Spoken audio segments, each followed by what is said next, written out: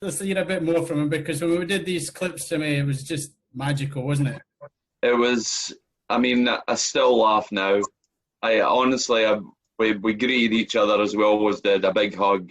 Obviously, you'd organised it before the 35th anniversary, which we had an event at Pittodrie, which was just brilliant. So we went along and did these wee clips. You know, I don't think there was a few stories, there wasn't a script, and then it just, from a 30-minute interview lasted for about 2 hours. And honestly, I was in tears throughout the whole 2 hours. Absolutely. I mean, I was a straight man at the comedy duo. Just feed Tattie a wee bit of information, and honestly, the stories, it just was magic. Let's hear more. It was just brilliant. One for us having headphones on and no speaking to each other, listening to music. Honestly, I think that was a crucial thing, and I see it now, and it turns me up. You know, boys, and you go down, and they sit there all the time with headphones on. They don't speak to each other, do they? And we didn't have any of this. We're just talking between us. It was so good. Talking, playing cards. It was fun. It wasn't like big stakes or anything, but just Trivial Pursuits. That was the manager's favourite, wasn't it? But that's the change. It's changing times. Yeah. Players love it, and I'm sure when he was at Man United, the players had it. It's just modern thing.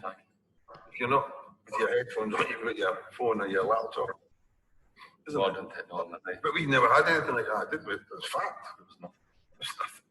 Did you ever Sonny Walkman, taped the charts week before. I wear a recorder up to the holding the microphone.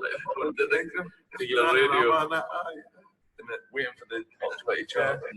And all I can hear is, your tea's ready. I in the middle, and the number one. Did you go in the cupboard and do that? No, I used to love it.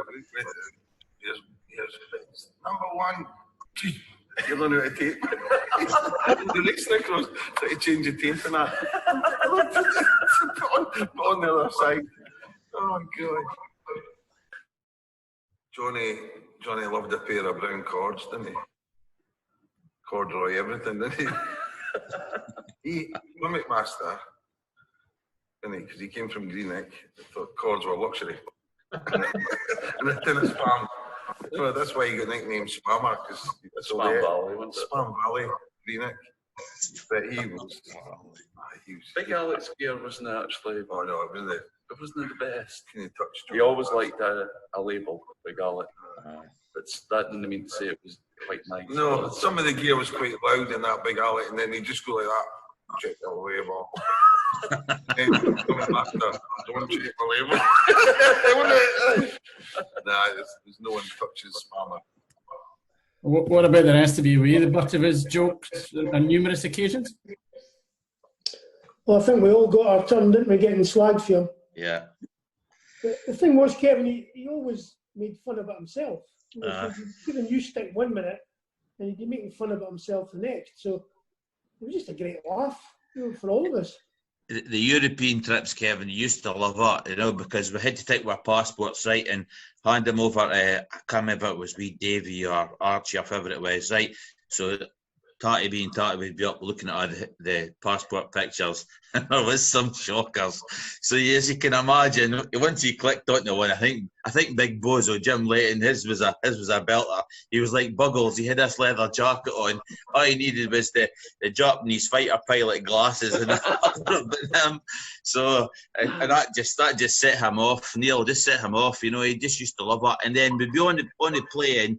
And he used to love this lookalikes, if he saw somebody that looked like somebody, and that would set him off again. He would say, "Oh, here's such and such," and then he would just start laughing himself, and then you would laugh at him, laughing at him taking the piss out of somebody else. I remember we were going to the Benidorm. I think it was in January. It was just some warm weather training. But anyway, at the airport, he had this fiver, with the string that you couldn't see, and the wee button. So there was this guy went to go and pick up the fiver and he went zzz, right back into his pocket and he was absolutely in stitches. So we're on the plane and of course the fiver was right down where the air hostess was going past, and she went to go and pick up the fiver and it went right back his pocket. She was not happy, but he just couldn't stop laughing. Great. And I think, Neil, you go on to or have a chat now with him about man management with Sir Alex. The wall in the corridor, and Fergie used to say, "How's my favourite midfielder doing?" It used to go out your chest. Oh, great. Little did I know that when Neil went along the corridor, he said, "How's my favourite midfield player doing?" He did probably the same to Dougie Bell, Gordon Strachan, Peter Weir, everybody. I'm Fergie's pet.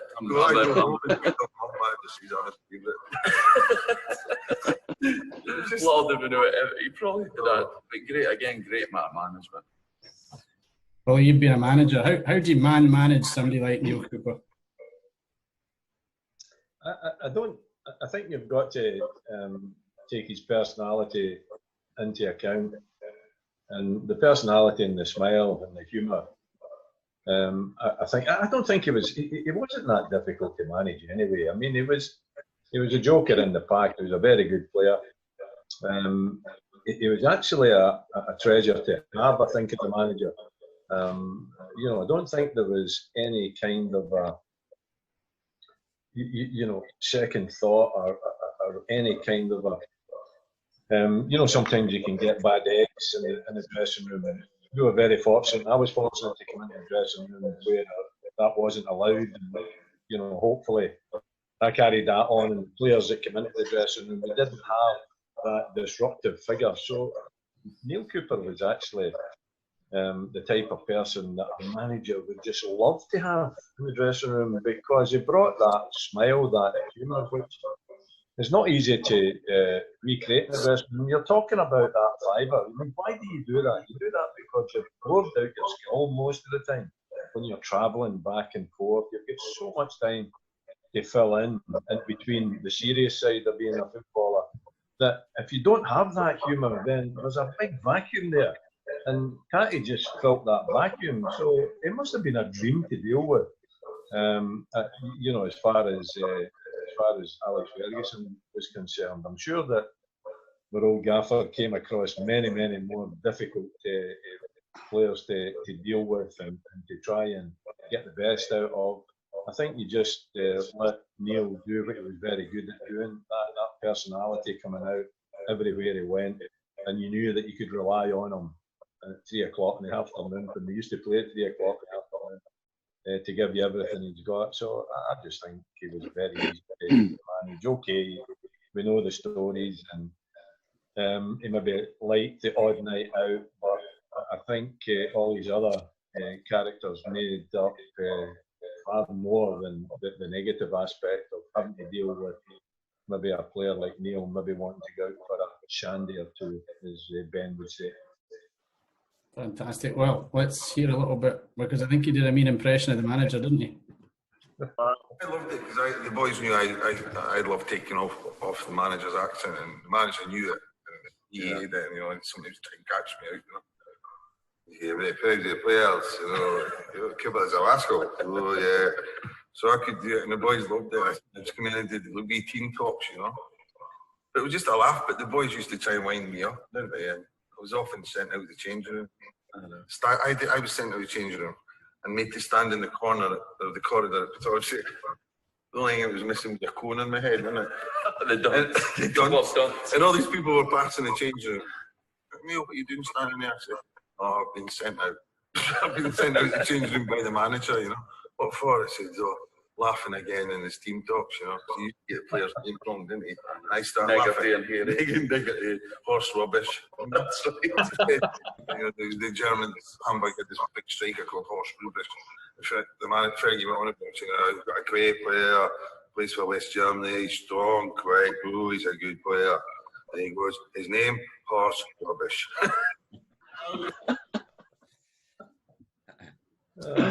Well, yeah, I remember Neil telling me one time that he'd be in team talks in the dressing room, and he would be facing away from the manager and making faces towards you and Big Alex and trying to get you to laugh. How did you manage not to fall foul of that?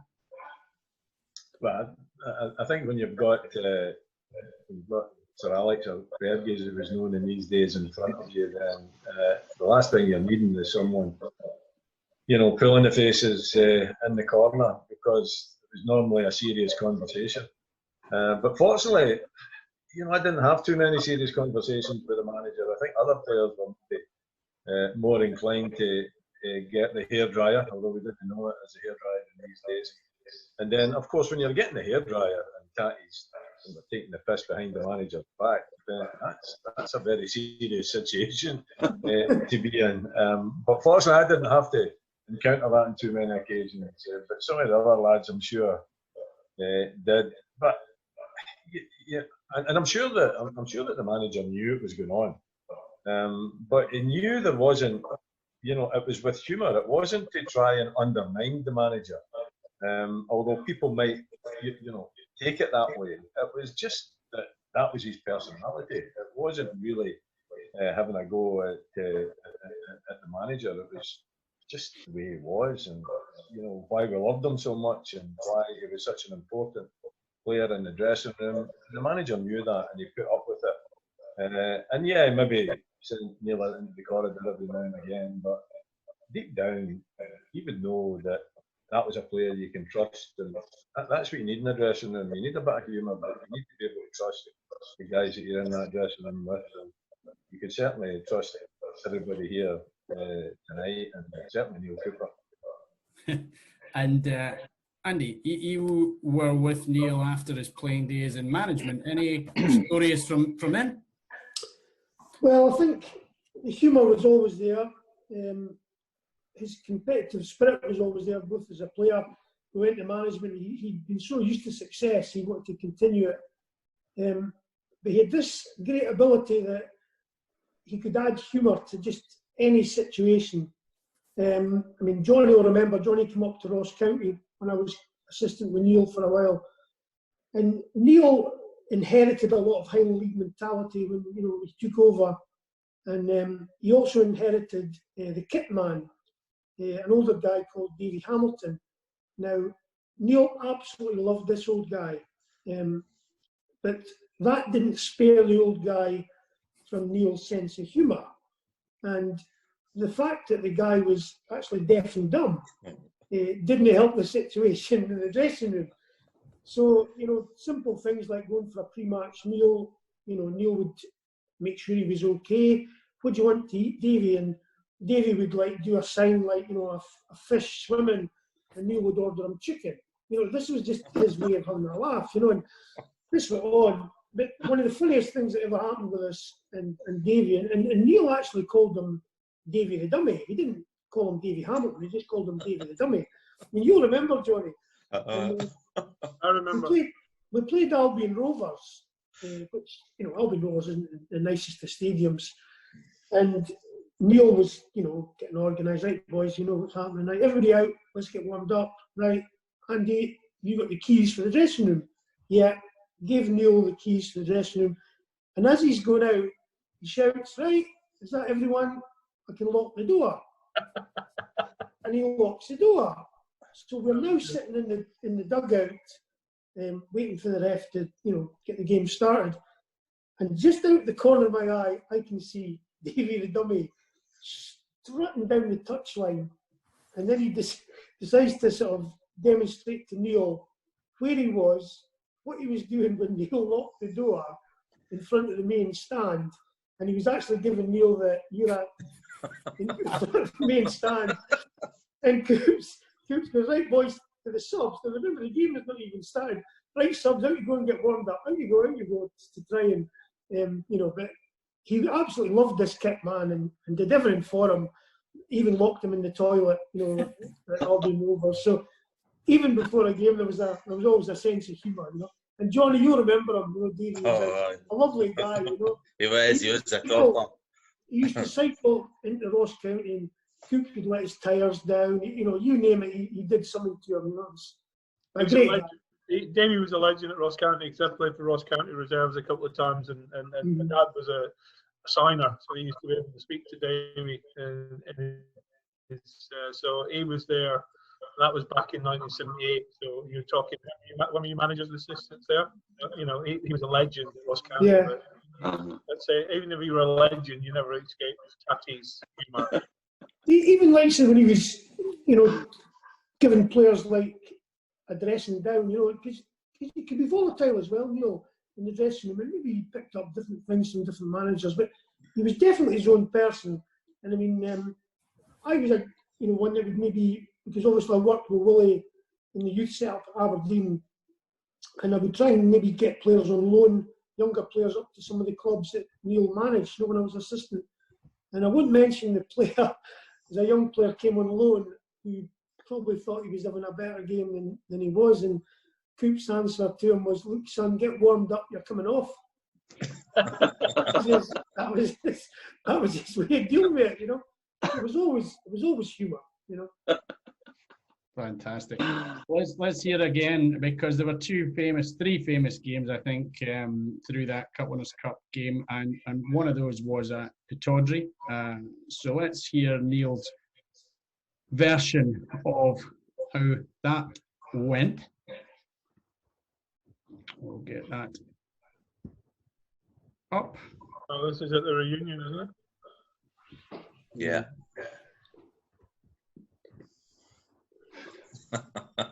We've got to align in our beds, as you have to do, because we're so bored of playing Trivial Pursuits with Fergie. Every night when we play it, what you played Trivial Pursuits, good game. Your knowledge will be so good, you'll learn from it. What category? Sport. Johnny and I are lying there going, fucking hell, Johnny, can you believe me from fucking Darjeeling and you being fucking Hilton playing in the cup final against Real Madrid? Let me join. It was hilarious. And then imagine saying I was fucking playing. We go back to it. We played Sion. They were really good. We beat them 12-1. We then play a game. The hardest game was 9 Monterano. Strange place, Albania. Win 1-0. Then we played Lech Poznan. Then we played the mighty Bayern Munich. And now we've got a fucking chance. We could maybe do something here. He goes, I said, wow, it's a big A. Playing the mighty Bayern Munich. He was like, oh, good for hell. Oh, good for hell. What's good for hell? So we go out to Bayern and get a draw, 0-0. Come back to Pittodrie, and I'm often asked this question. We're down 2-1. Someone said to me at dinner one day, he said, what is a manager? What was it special tactical awareness about what he said to you to get that result on ground? I said, well, as we were lining up in the tunnel, we were lining up here. The Bayern Munich boys were there, all these German internationals. Big gosh, no. And big rubies with neat teeth going, what the fuck's here? So to this day, I'm always asked, what were the magical words, wisdom from Alex Ferguson that night we were fucking in the tunnel, going 2-1 down, went out to play the fucking mighty Bayern Munich. And the last thing I heard from the changing room, hey lads, don't forget, your fucking granddad's trying to bomb your granddad's house.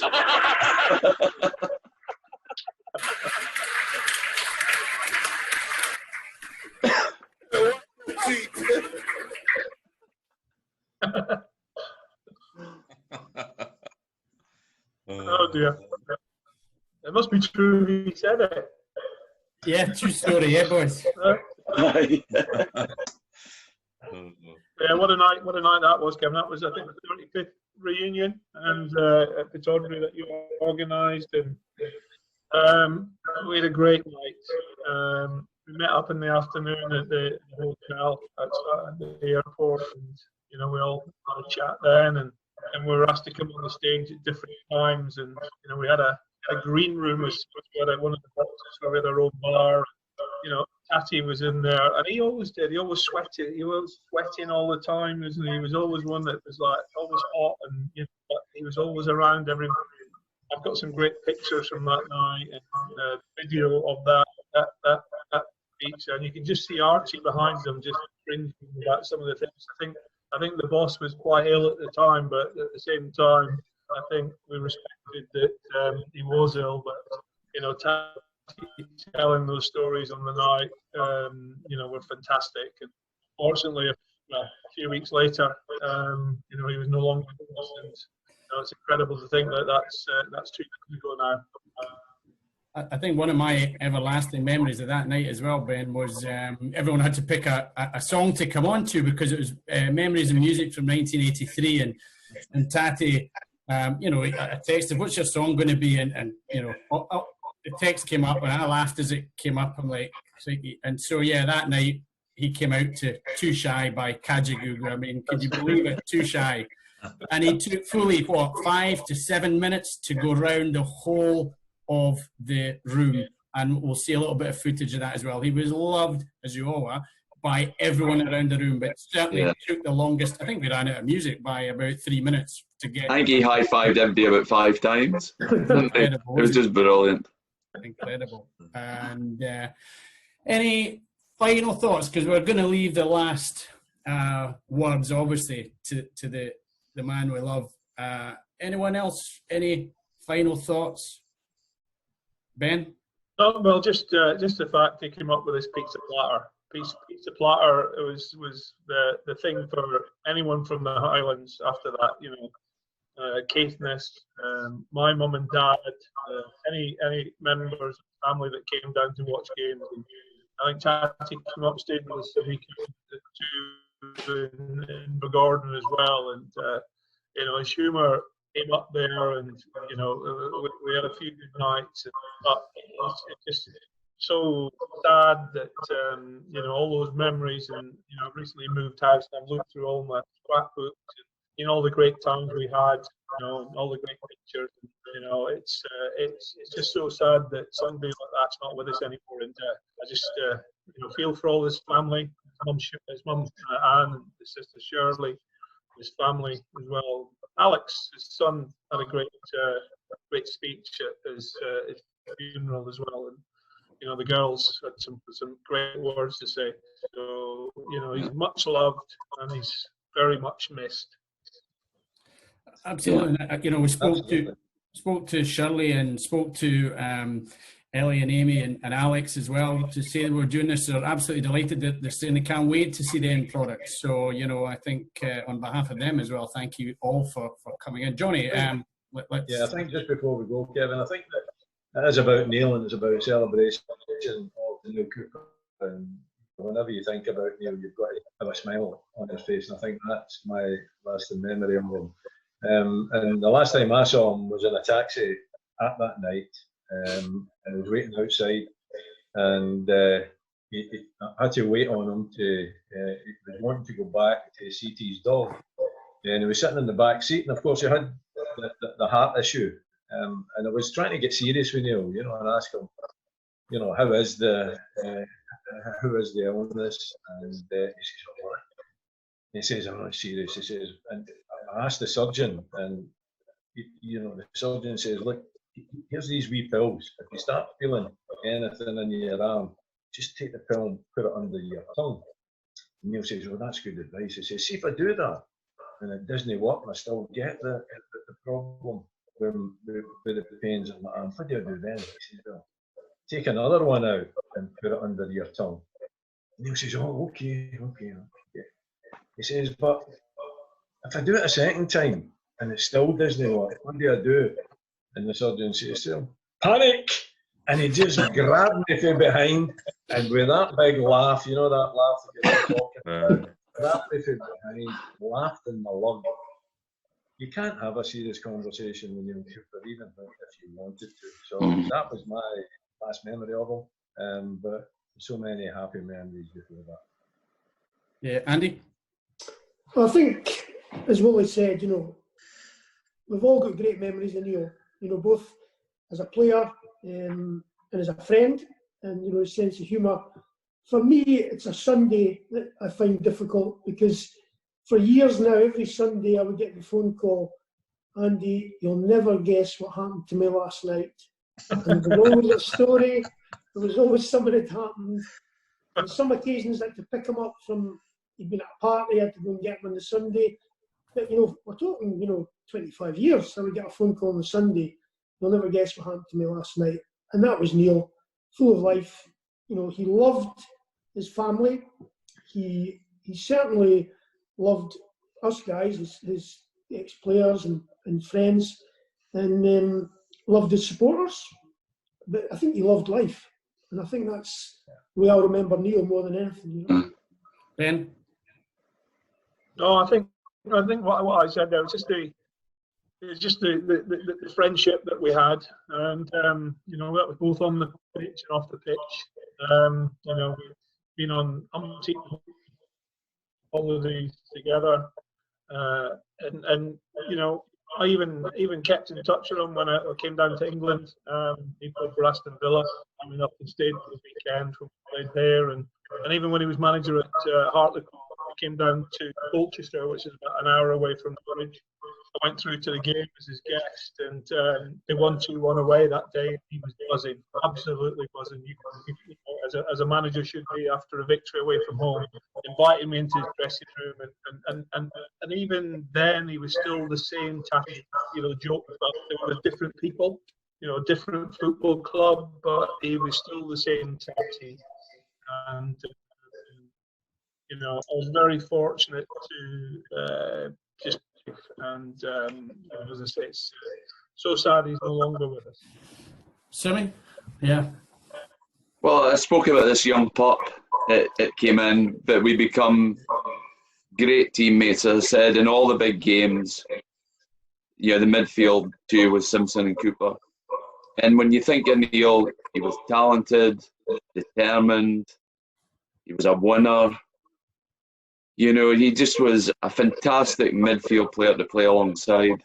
All these big games. A young loon from Darjeeling, you know, from Aberdeen, playing in these games. A Hindu, but off the pitch, I mean, the laughter in that dressing room was just unbelievable.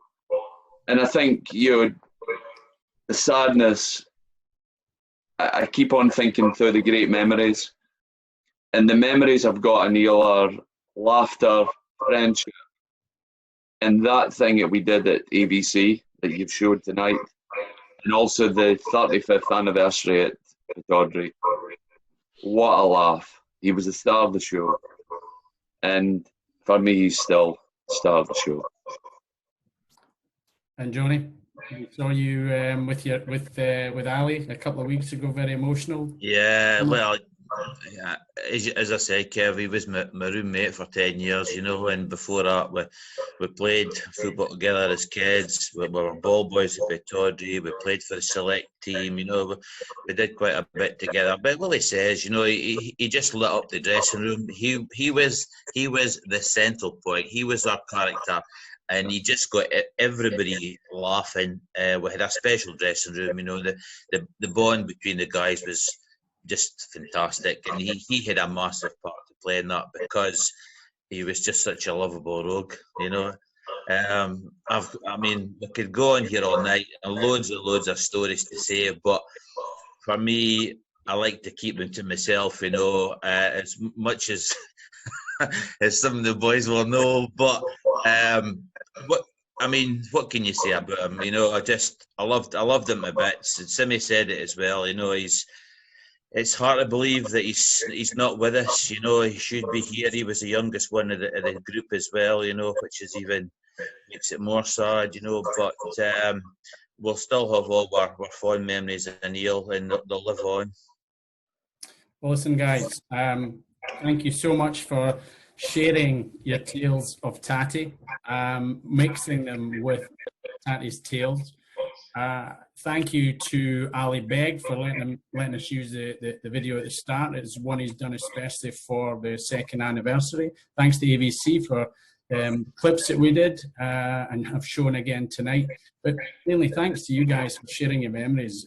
I think it's a special teammate, a special time that you're able to talk so fondly about someone who we all loved. And anyone who met him in the bars in Aberdeen, he always had time for them. At every single point, he would always have time. You'd walk into a bar with Neil and you would look round and he would still be at the front door meeting and greeting people. And I don't think he ever had to buy a drink in the last 25 years because they were just buying them for him. So he was a truly special person. Let's leave the last 2 or 3 minutes to Neil, and we'll leave it there. So thanks again, guys. I'll let Neil have the last word.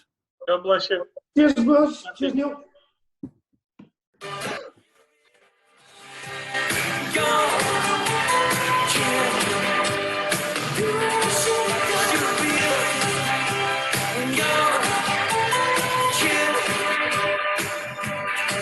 Dornan's out wide, and Archie says, Dornan, get out there and cross the ball, you know. So Dornan rolls one. Dornan sees a bit of dog shite on the patch, so he fucking rolls the ball over the dog shite. And Archie's going, fucking get it in the box, Dornan! On my fucking head, I'll show you how to head it. Andy rolls it a bit more in the dog shite. Rolls a bit more, fucking fires a perfect cross. Archie. Top corner. That's how you head the ball. Big shit. Oh, dear. Archie's the coach. Fergie was the boss. The man run the show. We get to Bayern. Fergie goes, oh, okay. Oh, it's exciting, very proud to be here. Yeah, all the Germans, oh wow. They goes, so Archie always takes a warm-up before games, nothing ever changes, Archie's in control. There he goes, because he's all excited because he's in Germany, you know, there's good coaches and fucking Germans and all that. He goes, Archie, you stay here, I'll take the warm-up. All the players are going, oh, for fuck's sake. There was fucking balls flying everywhere. Boys in the head. And all the German team were looking over going, what is that shit? From Wales. And honestly, there was balls, there was no, the Bayern team were going, what the fuck's this shit? Who's this we're playing? And he goes, Archie, there you go, you go, man. Sorry, mate.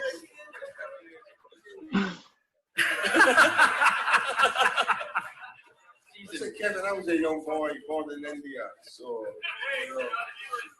I came back to Scotland when I was 4 years old and spoke Hindu. I didn't speak any English. So not only can I fucking shag sheep, I can make a mean lambuna. Somehow I managed to become a ball boy at Aberdeen with Johnny, 10 years old. So I like progressed and then I signed for Aberdeen at 14. And then coming to Neale, 16, I signed for Ferguson. And the only Hindu to play for the Northern Ireland.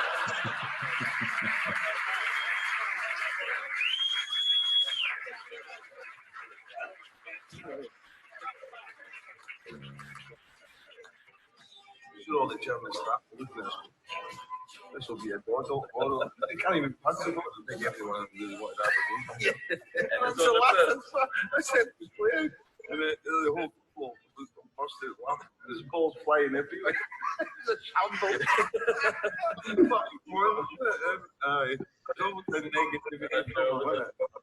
shouldn't have lost. Can you believe it? 2 lads for Aberdeen in a hotel in Farzat in Sweden. In Real Madrid tonight.